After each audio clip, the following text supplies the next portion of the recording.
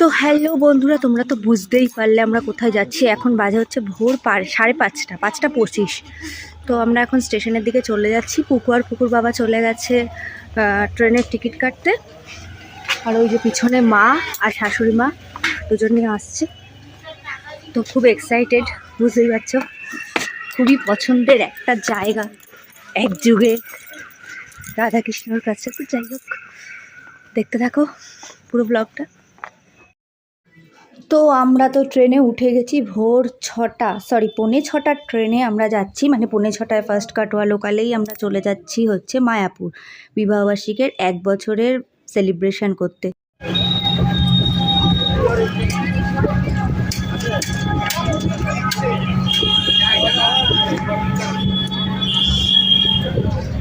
তো আমরা এখন পৌঁছে গেছি হচ্ছে বিষ্ণুপ্রিয়ায় নেমে লঞ্চ ঘাটে, মায়াপুর যাওয়ার জন্য যে লঞ্চ ঘাট। এখন টোটো করে যাচ্ছি, দেখতেই পেয়েছি। এবার লঞ্চে উঠে যাবো, লঞ্চে উঠে চলে যাবো ওপারে মায়াপুর। লঞ্চ ঘাটে টোটো থেকে নেমে উঠে গেলাম লঞ্চে। ওখান থেকে লঞ্চে করে ওপারে যেতে হয়। যারা গেছো তারা তো জানোই, আমি এর আগের ব্লগেও দেখিয়েছিলাম, মানে আগের বার যখন গেছিলাম। তো এবারও যাচ্ছি, ভীষণই সুন্দর লাগে। আর এই যে নদীতে 2 কালারের জলটাও দেখা যায়, সেটা ভিডিও করা হয়নি তোমাদের সাথে। তো যাই হোক, প্রচণ্ড ভিড় ছিল কিন্তু লঞ্চটাতে, মানে অন্য দিনে গেলেও এরকম ভিড়। তো এখন ঘড়িতে বাজে সকাল 9টা, আর আমরা কিন্তু পৌঁছে গেছি একদম ইস্কনে। আর সবার আগে করে নিচ্ছি একটু টিফিন, কারণ সকালে তো সবাই মোটামুটি না খেয়ে বেরিয়েছি। তো একটু লুচি ছোলার ডাল খেয়ে ঢুকবো মন্দিরে। তো সবাই তো দেখতেই পাচ্ছ আমরা পৌঁছে গেছি। এই যে ইস্কন পিছনে, আর এই যে মা, এই যে কুকু, বাবা। তো এবার আমরা চলে যাব ভেতর দিকে, তো দেখতে থাকো, চলো। জানি না এটা কবে কাজ কমপ্লিট হবে, এটা কথা ভবন। তো আসবো তো নিশ্চয়ই, আর আজকে ঢুকতে যদি পারি তো একটু ঢুকেও তোমাদের দেখানোর চেষ্টা করব, যদি ঢুকতে দেয়। যাই হোক, এদিকে গদা ভবন, এই আমরা চলেছি হেঁটে সবাই মিলে গদা ভবনের দিকে। তো বন্ধুরা, আমরা একদম গদা ভবনের ভেতরে চলে এসেছি। ওখান দিয়ে ঘুরতে ঘুরতে এখন সবাই একটু ছবি তুলছিলাম। আর গদা ভবন থেকে আমাদের টিকিট কাটা হয়ে গেছে। এখন তো বেশি বাজেনি, তখন তো দেখলেই, তখন সবাই 9টা, এখন হয়তো 9:30 বেজেছে। তো আমরা টিকিট কেটে নিয়েছি। এদিকে পুকু দেখো কিরকম দুষ্টুমি করে বেড়াচ্ছে। টিকিট কাটা হয়ে গেছে ভোগের, একদম ওই দুপুরবেলায় আসবো। তার আগে যাই দেখি মন্দিরে ঢুকি, মন্দিরে ঢুকতে দেয় নাকি দেখি। তো যাই হোক, ওখানে যাই। কি গো, তোমার কেমন লাগছে মায়াপুর? ভালো লাগছে, কত সুন্দর না? তুমি প্রথম এলে তো, ও কিন্তু মায়াপুরে প্রথম এলো। তোমরা তো জানোই আমরা আগে একবার এসেছি, আমি একবারই এসেছি, আমার এটা সেকেন্ড টাইম। আর ভীষণই সুন্দর, ওকে আমি অনেক দিন ধরে বলছিলামই। তো যাই হোক, বিবাহবার্ষিকীতে আমার মানে ইচ্ছাটাই পূরণ করে দিল। আর যদি বলো গিফট কি দিল, তো ওটার জন্য ব্লগ দেখতে থাকো, খুব তাড়াতাড়ি আসবে, মানে খুব স্পেশাল গিফট এই বছরের। তো যাই হোক, সবই শেয়ার করি তোমাদের সাথে, ওটাও শেয়ার করব। কি তাই তো এবছরের গিফটটা খুব স্পেশাল তো আমার, তো দেখতে হবে তো ভিডিওটা তার জন্য। তো যাই হোক দেখতে থাকো, আবার আসছি দেখি কি দেখানো যায় তোমাদের। মায়াপুরের মনে হয় নবদ্বীপ মায়াপুরের যেখান দিয়ে দেখবেই এটা দেখা যায়, তাই না? ভীষণই সুন্দর। এখানে একটু ছবি টবি না তুললে হয়, তো যাই হোক ঘুরে এসে আবার তুলবো। তো এগুলোকে দেখে তো বাড়ির আমার পিটুনিয়াগুলো মনে পড়ে গেল। এই জায়গাটায় এখন সিজনের ফুল পিটুনিয়া একদম ভরে গেছে, একদম ভর্তি ভর্তি, যত দেখছো তত প্রচুর পিটুনিয়া, প্রচুর। এই পার্কটা পুরো ঘিরে রয়েছে পিটুনিয়াতে, ভীষণই সুন্দর, কোনটা নেই সব কালারের আছে। মানে বাড়িতে যা যা ফুলগুলো লাগিয়েছি এখানে এত এত দেখে একদম মন ভরে যাচ্ছে, এত সুন্দর সুন্দর। যেখানে হলুদ চন্দ্রমল্লিকা তো হলুদ, যেখানে পিটুনিয়া তো পিটুনিয়া, মানে এত সুন্দর। আর এইদিকে ডালিয়াগুলো দেখো, খালি দেখো ডালিয়াগুলো, অসাধারণ, কি ভালো লাগছে না? মানে বাড়িতে একটা দুটো করে দেখে এখানে এত কি সুন্দর, পুরোটা পুরোটা দেখো, পুরোটা সব।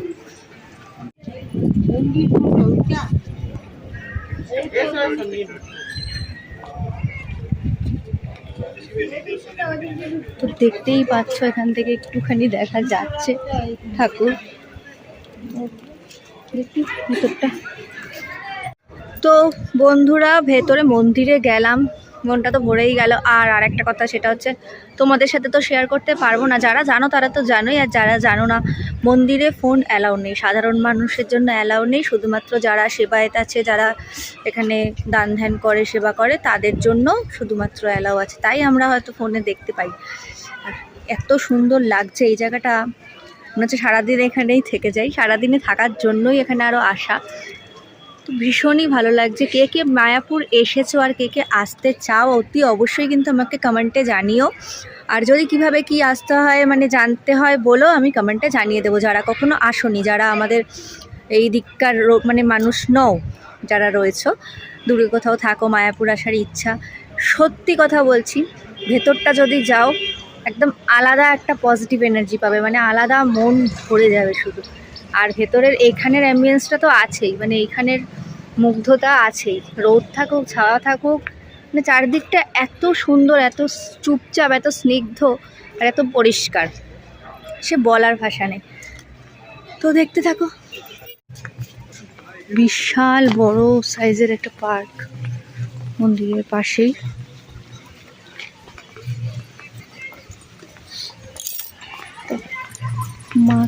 দুই মাকে নিয়ে যাচ্ছি পার্কের দিকে, কোথাও একটা ছাওয়ায় বসবো বলে।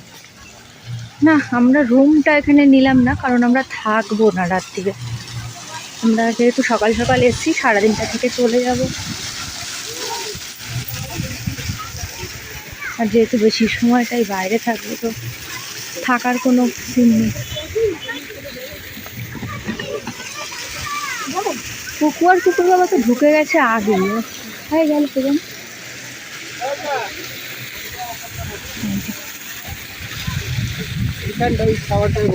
ঢুকলে কোথায় ওই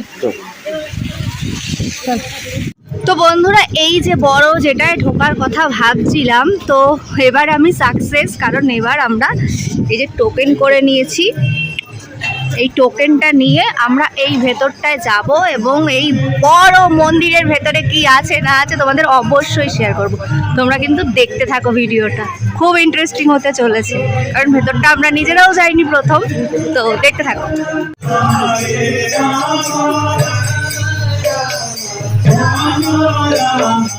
তো আমরা টিকিট এন্ট্রি করে ঢুকে গেছি একদম মেন মন্দিরের ভিতরে, মানে যেটা তৈরি হচ্ছে সব থেকে বড় ইস্কন, মানে সবচেয়ে বড়, তাই তো, এশিয়ার বৃহত্তম মন্দির। কেমন লাগছে ফুপু?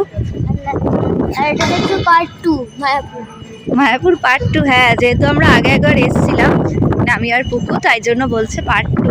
যাই হোক, আমরা এটাই তো আসিনি, তো এটাই যখন জানতে পেরেছি যে এখানে ঢুকতে পারবো, এই সুযোগটা মিস করা যায়। তো এখানে কিন্তু সিঁড়ি নেই, দেখতেই পাচ্ছ, এভাবেই যেতে হবে এখান দিয়ে। তো দেখতে থাকো, ঢুকি ভেতরটা। কখন নিয়েছিলাম?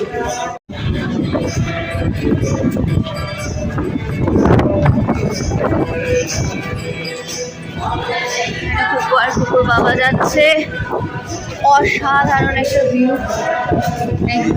এখানটা মন্দিরটা হবে, এখন দরজা বন্ধ, জানি না কবে কাজ হবে।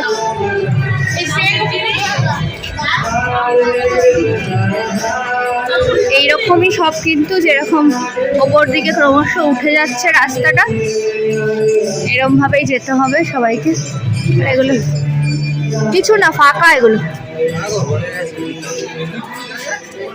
ওই জন্য ঢেকে দিয়েছে।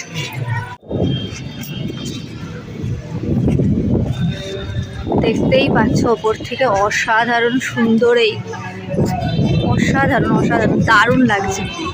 দেখো আমরা কিন্তু ওপরে উঠে গেছি, দেখতেই পাচ্ছ। এই যে যাচ্ছি আমরা, ভীষণই সুন্দর একটা মুহূর্ত তোমাদের সাথে শেয়ার করবো বলে কি ভালো লাগছে যে তোমাদের সাথেও শেয়ার করতে পারছি ভেতরটা গিয়ে। অসাধারণ অসাধারণ সুন্দর, এত নিখুঁত কাজ। একদম ভেতরে প্রবেশ করে গেছি, দেখতেই পাচ্ছ পুরো কাজ হচ্ছে এখানে। দারুণ দারুণ দারুণভাবে, কীভাবে যে এটা গ্র্যান্ড ওপেনিং হবে সেটারই অপেক্ষায় সবাই। ভেতরটা পুরো পুরো কাজ হচ্ছে, আর মাইকে অ্যানাউন্স করে কিছু বলা হচ্ছে।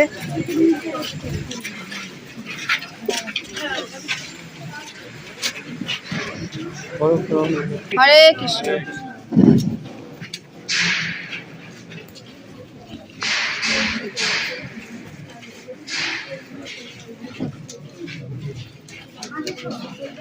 একটু মনোযোগ সহকারে শ্রবণ করবেন, দয়া করে যারা খালি পায়ে আসছেন একটু নিচের দিকে দেখে হাঁটবেন। মন্দিরে কাজ চলছে, যাতে আপনাদের পায়ে কিছু লেগে না যায়।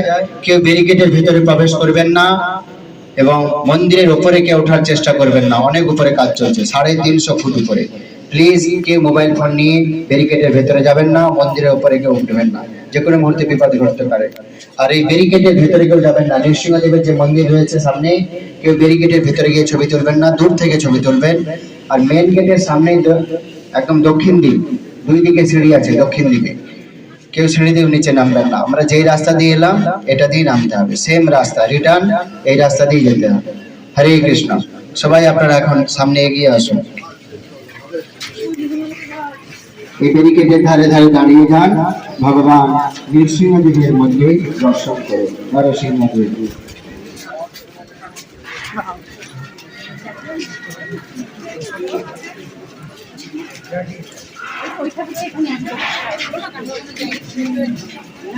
সবাই এখানে দাঁড়িয়ে যান, বলুন জয় সর্ববিঘ্ন বিনাশকারী ভগবান নৃসিংহদেব কি জয়, ভক্ত বৎসল ভগবান নরসিংহদেব কি জয়, ভক্তরাজ প্রহ্লাদ মহারাজ কি জয়, জগৎ গুরু শ্রী প্রভুপাদ কি জয়, মায়াপুর নবদ্বীপ ধাম কি জয়, গৌর প্রেমানন্দে হরি বল।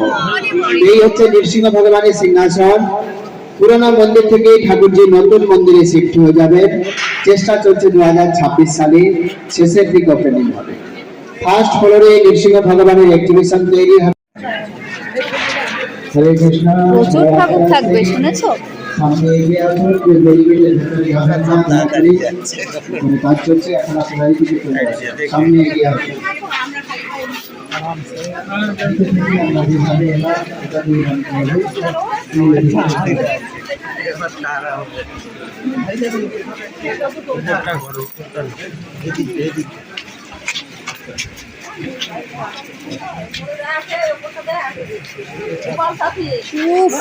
বাপরে, 350 ফুট। চলো চলো, রাধা মন্দিরে চলে গেল।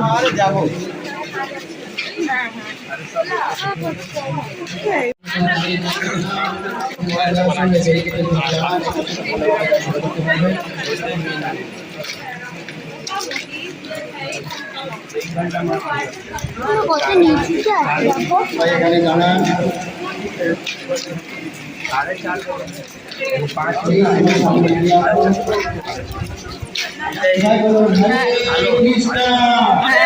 হরে হরে কৃষ্ণ হরে কৃষ্ণ।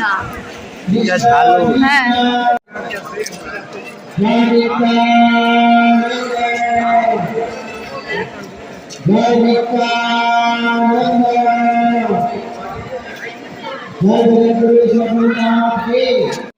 তো দেখো বন্ধুরা, এখানে কিন্তু এই দেখো, আমি কিন্তু বুঝতে পারছি এটা কিন্তু বজরংবলীর মূর্তি আছে, পুরো ঢাকা একটা মূর্তি, ওপাশেও আছে, এটা কিন্তু বোঝা যাচ্ছে। দেখো ভালো করে দেখলে, এই যে বজরংবলীর এই যে গদা, এটা হচ্ছে বজরংবলীর মূর্তিই হবে, আমি একদম শিওর।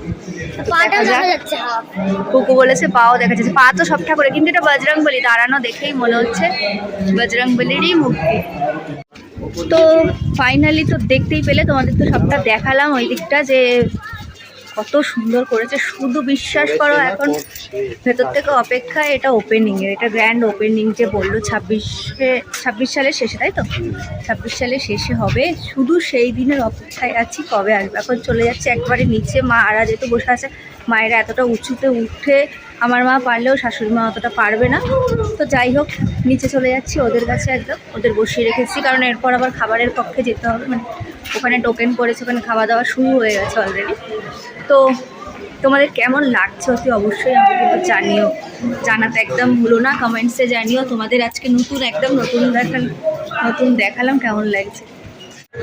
মা আছে, আমাদের হাই করো, হাই করো, হাই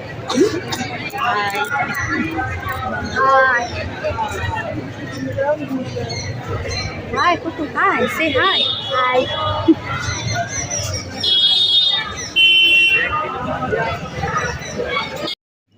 তো আমরা গদা ভবনের টিকিট কেটেছিলাম, ওখানে খাওয়া দাওয়া শুরু হয়ে গেছে। শর্টে তো তোমরা দেখেই নিয়েছো কী কী প্রসাদ দিয়েছিল, তাই এখানে আর দেখালাম না।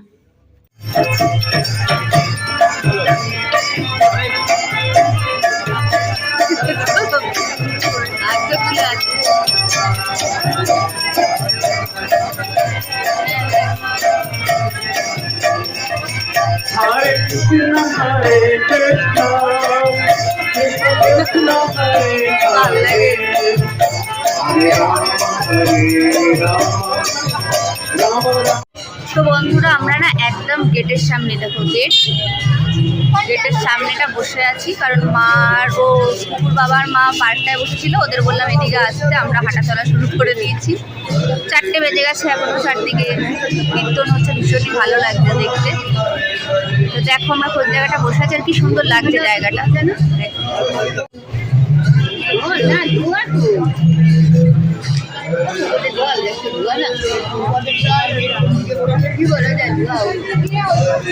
আমার এখন ওইখানে উঠতে ইচ্ছা করছে, দেখি কুকুর বাবা আসলে ওখানটা যাব। ঝর্ণা দারুণ লাগছে এখান দিয়ে, এটা রোদটা পুরো পড়েছে গিয়ে, ভীষণ সুন্দর লাগছে। হ্যালো বন্ধুরা, আজকে হচ্ছে 15 তারিখ, মানে 15 তারিখ সকালে চলে এসেছি একবারে। আমি কালকে মায়াপুর থেকে ডাইরেক্ট, তার কারণ হচ্ছে প্রচুর তো ঘুরেছি, ওই সকালবেলায় ভোরবেলায় 4:30 সময় উঠে বাড়ি দিয়ে বেরিয়ে ঠেরিয়ে গিয়ে, মানে আগের দিন রাত্রি প্রায় 1টা বেজে গেছে শুতে, তারপর 4:30 সময় উঠে যে মানে দুনিয়া সারাক্ষণ ঘুরেছি, একটু রেস্ট হয়নি, মানে বিকেলবেলা রীতিমতো আমিও হাঁপিয়ে গেছি, আমার ফোনও হাঁপিয়ে গেছে, কারণ ফোনে একদম চার্জ শেষ হয়ে গেছিলো, ঘুরতে ছবি তুলতে ভিডিও করতে চার্জ শেষ হয়ে গেছে। তো যাই হোক আমরা কালকে চলে এলাম, আমরা কালকে ওই 10টা 15-20 নাগাদ আমরা স্টেশনে নেমে গেছি, লাস্ট কাটোয়া যেটা ছিল ওটাই ধরে এসেছিলাম।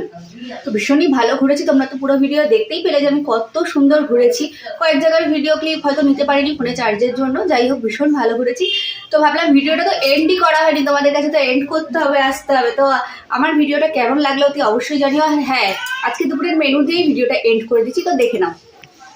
তো এখানে আছে হচ্ছে গরম ভাত, মানে উচ্ছে আলু ভাতে দিয়ে ভাত, কিছুটা উচ্ছে নিয়ে নিয়েছি, কারণ পুকুর বাবার আজকে দুপুরবেলা ডিউটি পড়েছে, তো ডিউটি যাবে, যেহেতু আজকে মানে রাতে এসে রেস্ট নেওয়ার ব্যাপার ছিল, তাই এখানে স্যালাড কাটা আছে, এখানে আরেকটু শশা কাটবো, যেহেতু পুকুর বাবার দুপুরেরটা বেড়ে ফেলেছি।